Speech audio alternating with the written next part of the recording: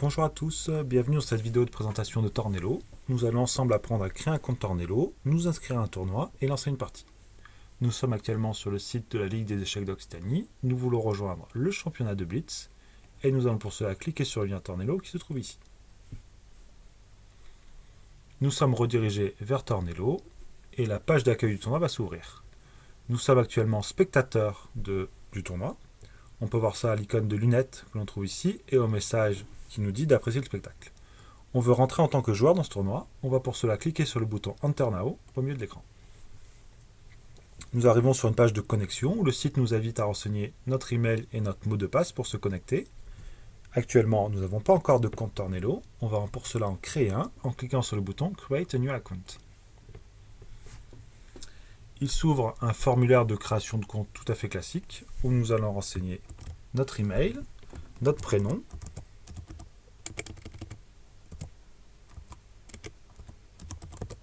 notre nom et notre mot de passe que nous allons répéter 2 fois. Nous allons décocher la case pour la newsletter et créer notre compte.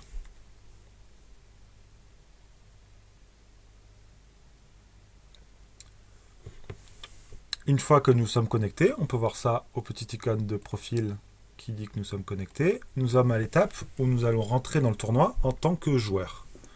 Pour cela, il nous faut un profil joueur. Tornello fait la différence entre les comptes d'utilisateurs et les profils joueurs. À l'origine, ça permet à un instituteur, par exemple, de créer à partir de son compte Tornello une trentaine de profils joueurs pour chacun de ses élèves afin de jouer à un tournoi scolaire. Ça peut permettre aussi à une famille d'avoir un seul compte Tornello et que chaque membre de la famille, les parents, les enfants, aient des profils joueurs à l'intérieur de ce compte. Nous, actuellement, nous n'avons aucun profil joueur à rattacher à notre compte. C'est normal, on vient de le créer. On va rajouter un profil joueur en cliquant sur le bouton Add Player. 2 étapes. D'abord, nous renseignons notre nom et notre prénom de joueur.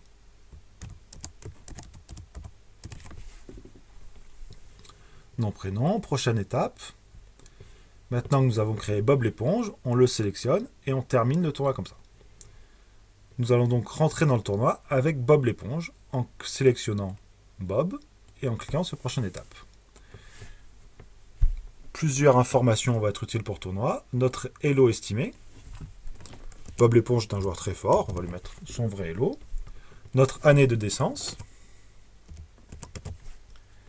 Et notre numéro FFE.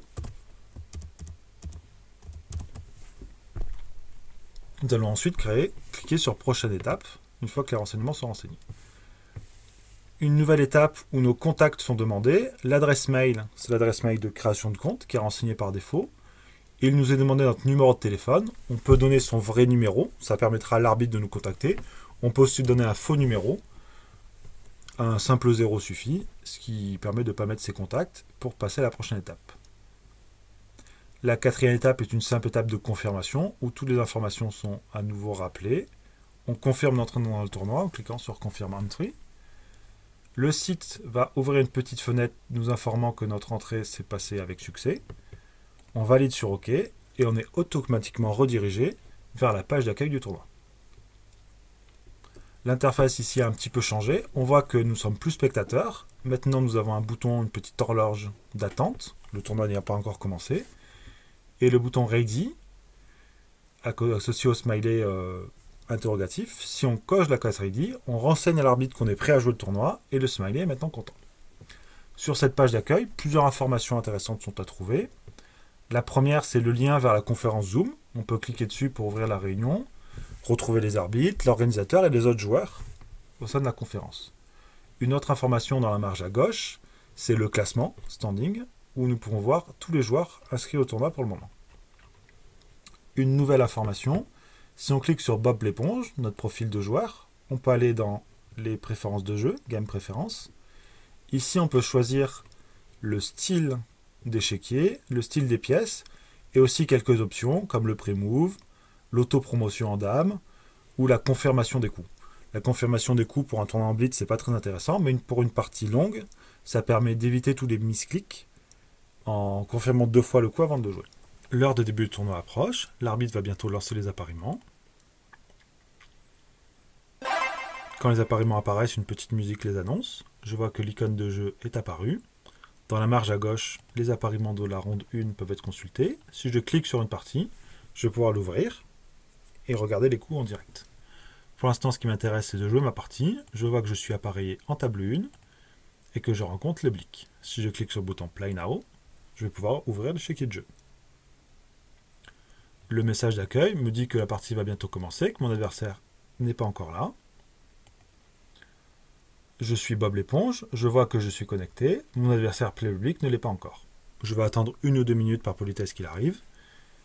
Si au bout de ce temps-là, il n'est toujours pas arrivé, je vais pouvoir lancer la pendule en cliquant sur le bouton Start Clock. Et ensuite, je joue mon premier coup. La pendule défile pour mon adversaire. Différentes options s'offrent à moi. Je peux abandonner avec une petite mail de confirmation. Je peux proposer ou accepter le match nul. Si je sens plus bas sur l'échiquier, je peux retrouver la boîte de dialogue avec l'arbitre, l'arbitre chat. En cliquant sur le bouton Call Arbiter, je signifie à l'arbitre que j'ai besoin d'aide, j'ouvre une boîte de dialogue et je peux chatter avec lui. Cela va me permettre d'exposer un problème technique ou de demander pourquoi notre adversaire n'est toujours pas là. Pour ce tournoi de Blitz, le fait d'appeler l'arbitre ne va pas arrêter la pendule. Pour un tournoi en partie longue ou pour un tournoi scolaire ou jeune, on va pouvoir arrêter la pendule, comme ça l'arbitre intervient sereinement, règle le problème et après on relancera la partie. Je vois que pour l'instant l'arbitre n'est toujours pas connecté, dès qu'il sera connecté, le bouton passera en vert. Voilà à peu près tout ce qu'il faut savoir pour jouer une partie sereinement sur Tornello. On va ainsi conclure notre tuto et je vous souhaite à tous un bon tournoi.